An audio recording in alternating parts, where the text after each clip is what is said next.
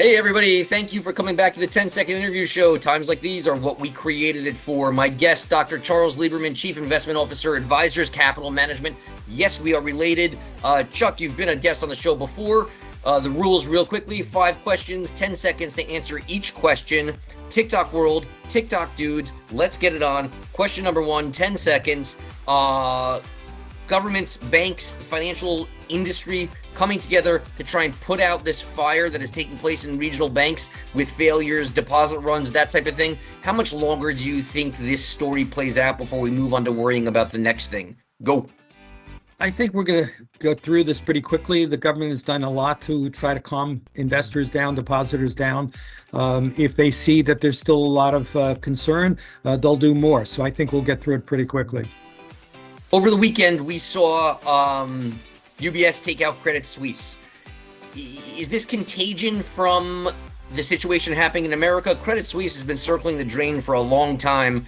Are we looking at some sort of European contagion here? I think no. Credit Suisse has been a problem for a number of years. This finally puts them out of their misery. Great deal for UBS. I think this calms things down in Europe. Back here, domestically, right, the thought process may be that Warren Buffett would be interested in getting involved on the regional bank level. Of course, we know when he got involved with Bank of America in the last banking crisis, he certainly got paid a fortune to do so, made a fortune when he was involved. Do you think Buffett gets involved as a stabilizer of regional banks? 10 seconds. I think he would love to, but I don't think he's going to get the kind of rewards that he got last time.